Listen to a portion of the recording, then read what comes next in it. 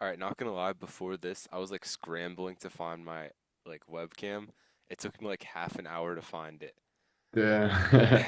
And I pulled it out of like the middle of my closet. Like I couldn't even see anything. I just went in the dark and I just pulled it out and it was like there and I was like, let's go. Yeah, that's good. All right. Probably been sitting there since 2020. Yeah, since like Yeah. quarantine and stuff. All right, so let's just hop straight into it. So one of the things that I wanted to ask you is like what's your creative process when it comes to like making music? Like what makes your music like different from other people's when it comes to like your creative process and just how you think when it comes to music? Yeah, I definitely like I think of myself as a producer of music, and I feel like in my creative process I definitely have a producer mindset, which is like all the instruments come before the vocals, like the vocal performance of the artist or the rapper, whoever is going to get on the beat. So I kind of think of the beat as like its own individual thing before I consider like how a rapper and artist is gonna fit onto it.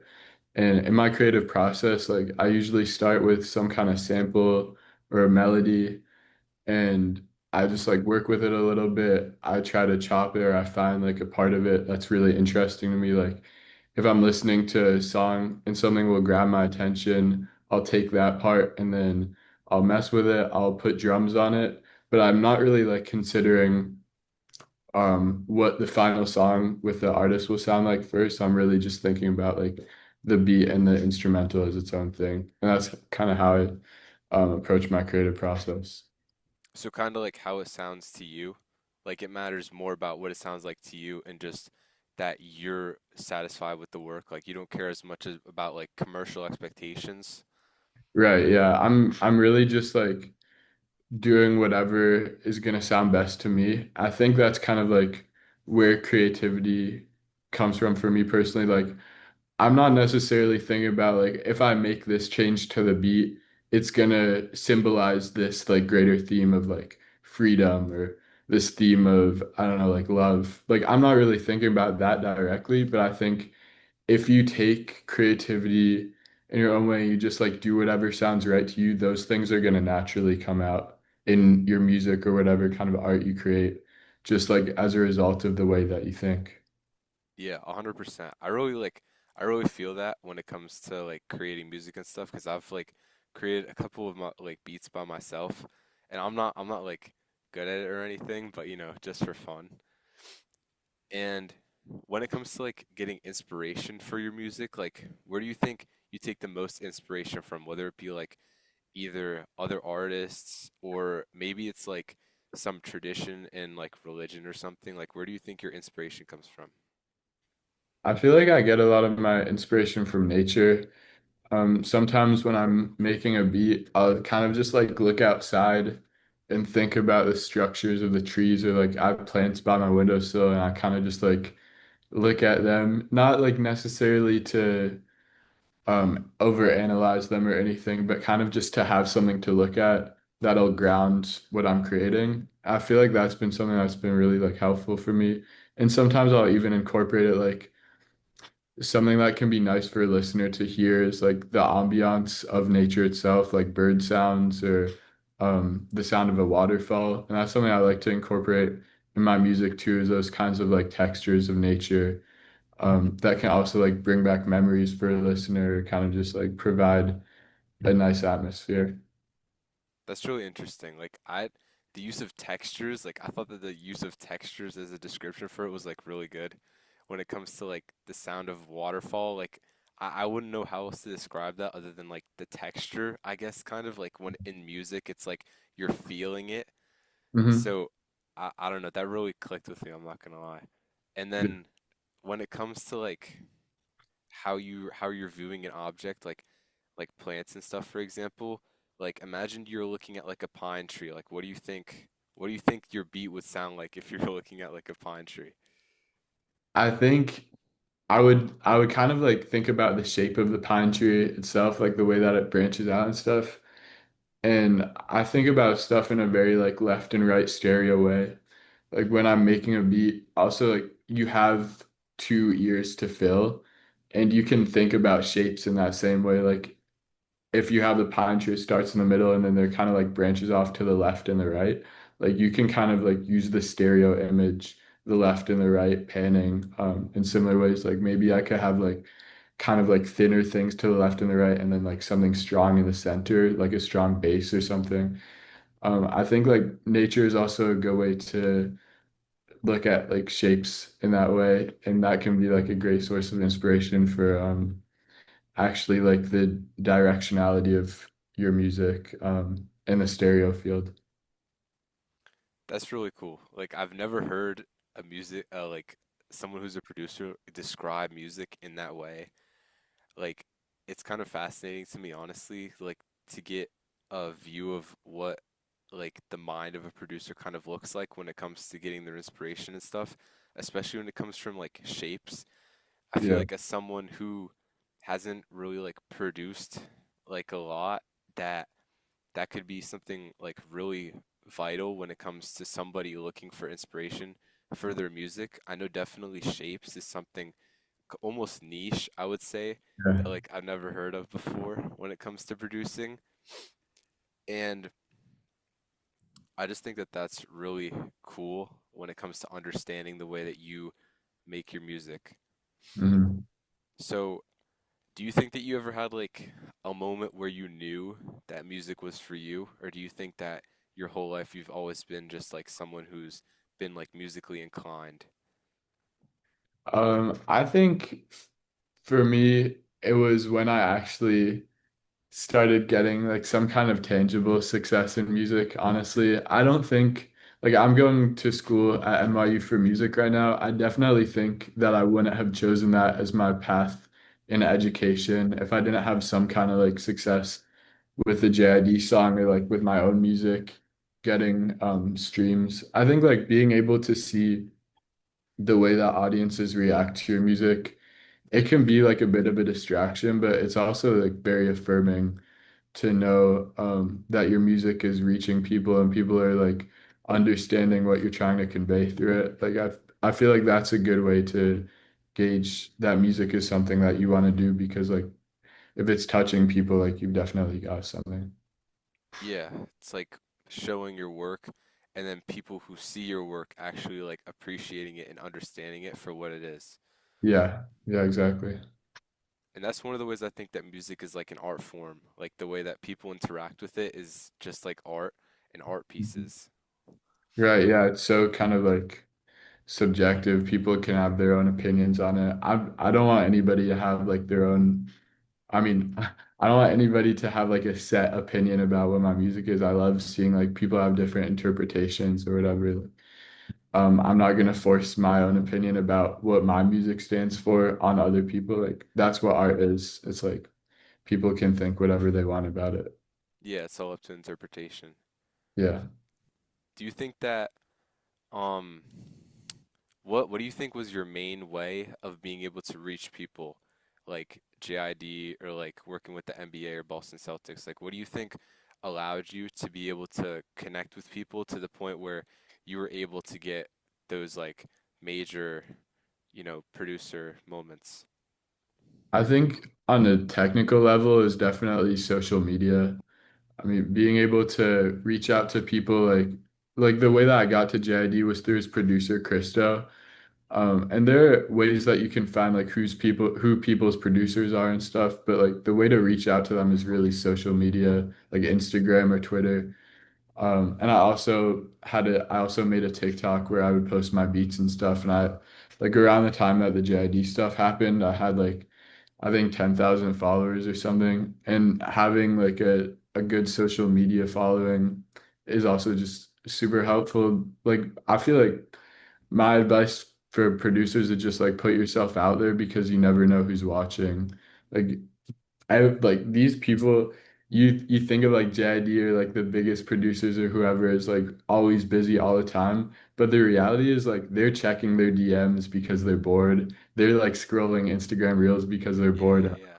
seen it myself. Like these people are always watching what's happening and you just like gotta be the one who puts yourself out there.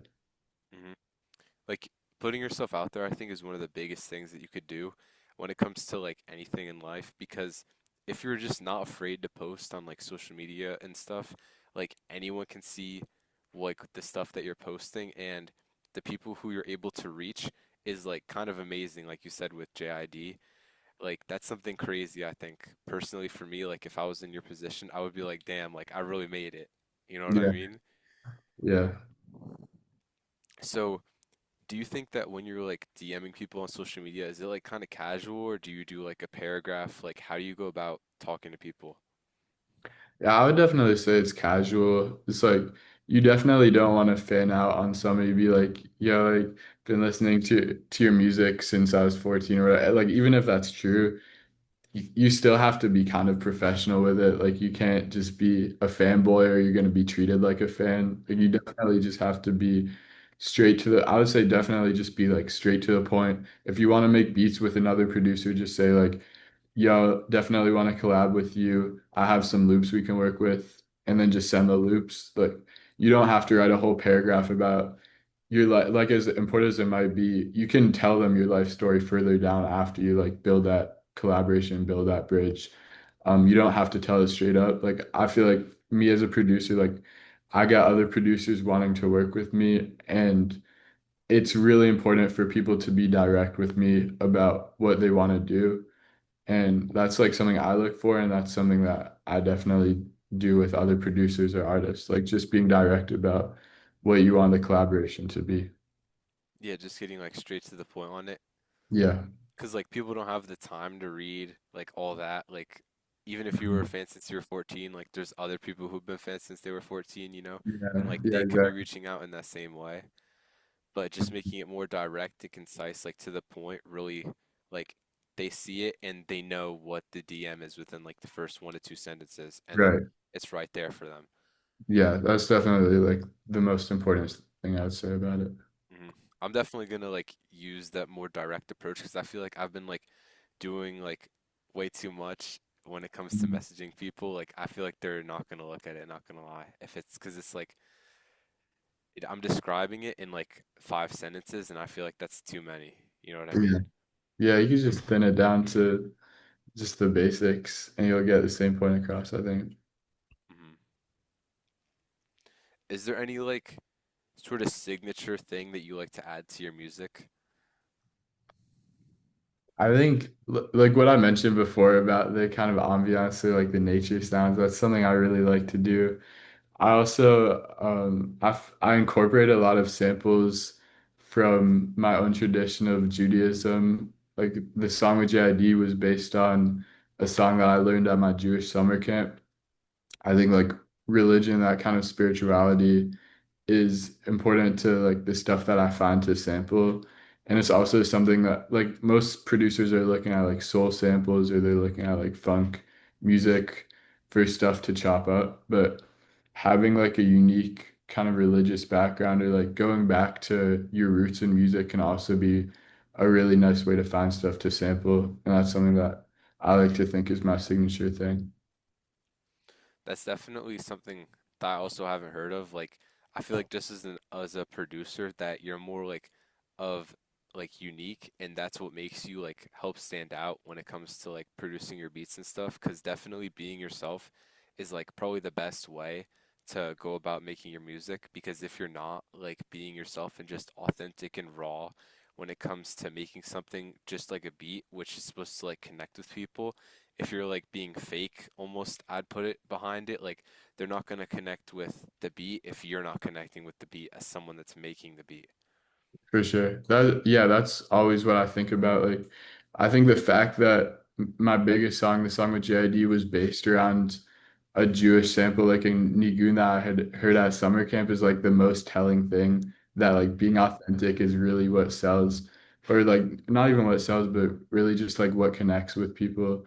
And that's like another lesson that I would always tell people is like don't try to be somebody else. Like if you can go back and remember, like even from your childhood memories or anything that like really spoke to you, like those are the things you should pass down because like those are the memories that make you who you are. Yeah. I I'm definitely gonna use that when it comes to like if in my free time I'm like chopping up beats or something like that, because I definitely do produce a little bit and I'm like trying to get into it just for like a hobby, almost I'd say. But I think that that's definitely something like really important, especially the like it's just a song that you learned from like your Jewish summer camp that's like super unique and creative to you. And so that's definitely like a good way to make your music sound like you. Yeah. What do you think was like the hardest part about like taking your career off? Hmm. Um,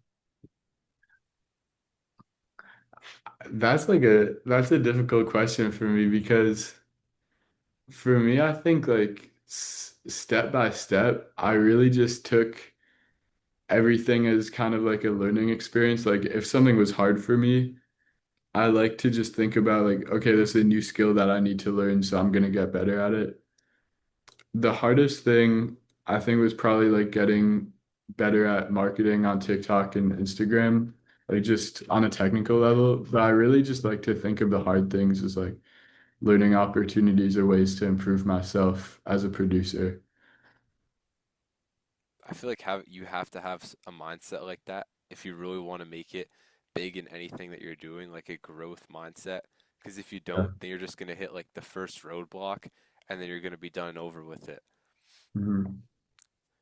And then when it comes to something like that, like if you're not able to, like, oh wait, hold on. Have you ever? This is like random, but like, what video games did you play growing up? I was kind of like not too into video games, but I played Minecraft. I played Portal 2. Let me think about that. I played like Undertale, I think. I wasn't like super into video games, but yeah. Do you think that like you could see how playing video games might like relate to a situation like that? Almost Yeah. like, Yeah, because you definitely like one of the games I played a lot was Portal 2. Like you definitely have to learn how to overcome the obstacle to get to the better stuff. Like that's a lesson that you learn very quickly when you're playing video games is you have to like there's always going to be a learning curve in whatever you do. And like the result, if you get over that, is like very satisfying. yeah. Do you think that like there was ever a point where you wanted to stop, like that you were like demotivated and you wanted to just like stop making music? And if there was, like what helped you kind of get over that? Um, I have to think about that. I think like I was very unsure about whether or not I should go to college for music. Like when I was starting to produce, that seemed kind of ridiculous to me, like to go to college for music when I was learning so much off of YouTube and stuff.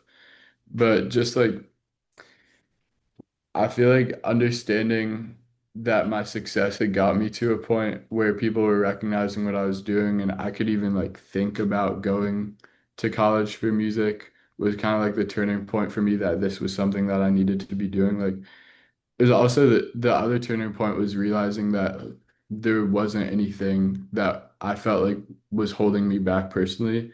And when I thought about like if I was gonna go into, I don't know, like majoring in journalism or something, like I would definitely be held back. I would definitely be thinking like this might not make that much money. This isn't really something I want to do. If I went into like economics or something, I'd have the same kind of problems. But with music, it was always like, this is something that I love to do. And it doesn't matter so, like, I know that I've made money off music, but it doesn't matter so much whether I can make money or not, because it's just like what I know I can do and what I know I love to do. Hmm. Honestly, when it comes to that, I feel like more people need to just follow what they love, like just as general things, because Yeah. I feel like if you're not doing what you love, then again, it's like what I brought up before, like it's like you're being faked almost to yourself, and that's a really big problem when it comes to your career, because you're going to be like sitting at your desk at your 9 to 5, wishing like, oh, I wish I started this at 20 or whatever, Yeah. like I wish I started doing this at 15.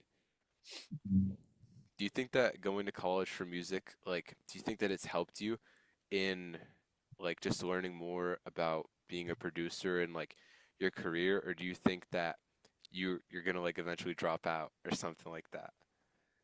I don't think that I'm gonna drop out, honestly. Like I feel like I'm in a program that's been really helpful for me because it has like a broader range of stuff. It covers marketing, it covers engineering, covers songwriting. I'm learning a lot about like different fields of music too. And if I think that if I was going to school just for music production, I wouldn't feel that comfortable about it because it'd be like, why am I just continuing to learn the skill that I've been learning for the past 5 years? Like, can I expand? And the best thing about going to school with like a wide range of subjects that you can learn from is like you kind of understand what you're good at even better, like even stuff that you wouldn't expect yourself to be good at. And then you feel more confident going into situations where you have to use those skills. Like, for example, I was taking a class about engineering, which is like the process of recording an artist earlier in the semester. And now when I walk into a session, I can like feel confident being an engineer for somebody like recording them. Whereas if I didn't have to take that class, I probably wouldn't have thought like maybe I could be good as an engineer and maybe like I could be confident walking into the studio being an engineer. So like expanding your horizons on like the opportunities you have in front of you and just what you can do with music. Yeah, I think that's been the biggest thing that I've got from going to school for music. Do you think that you'd ever consider like becoming an engineer for music or like doing like branching off and doing other things like along with being a producer? Yeah, I think like right now in music, there you have to do a lot of different things to be able to make money. And being an engineer could just be like another skill that I have that I can apply when I'm in a studio, but it doesn't have to. Like I wouldn't want to be an engineer as my main thing. And honestly, I wouldn't like want producing to be my main thing either. Like I definitely just want to know what I'm good at and be able to get really good at those things in music. Hmm. So not like you're just focusing on like a couple of things and getting really good at them, not just trying to get good at everything at one time. Yeah. I think Yeah. that's also something really good because like specializing is definitely what helps set you apart from other people. Just knowing what you want to do and honing down on that skill so that way you're better than everyone else at that skill, pretty much. Yeah. And then this is gonna be the last question, but do you hear music differently from like when you first started? Do you think that you view music differently? Like, Oh yeah, 100%. I I definitely visualize music a lot more, and that can be like I visualize the patterns in the way that I would have produced it on my software Ableton. Like I can visualize the drums in that way, or I can actually like what I was talking about this about the texture, the stereo image. Like I can also visualize the music in like a kind of mapping way in my head. Like I can see where different things are. Like the saxophone might be over here, the bass could be like at the bottom, and I can create an image that I definitely didn't have before. And that wasn't something I trained myself to have, but it was just something that kind of happened as I produced more and I listened to more music. That's definitely been something that's kind of like unexpected, like just something that came about. I just like understanding drum patterns has been probably the biggest thing for me since I started producing, like being able to hear the pockets and the rhythms and everything. Yeah, definitely has been a big difference in the way that I understand music since I started. yeah, I this is like this whole like conversation with you has been so like eye-opening to me because like just seeing how people view music, like you're able to map it out in your mind. Like I just think that that's so cool being able to see like the beats and everything like in visualizing it through like the software or whatever. I just feel like that's something that's like a skill really that helps you, you know, just be able to do what you can do with music. Mhm. All right, so thank you so much for coming on, man. Yeah, thank you so much. It's great questions for sure. Thank you. All right, I'll keep in touch with you soon. Okay. Yeah, I appreciate it. Appreciate it too, man. See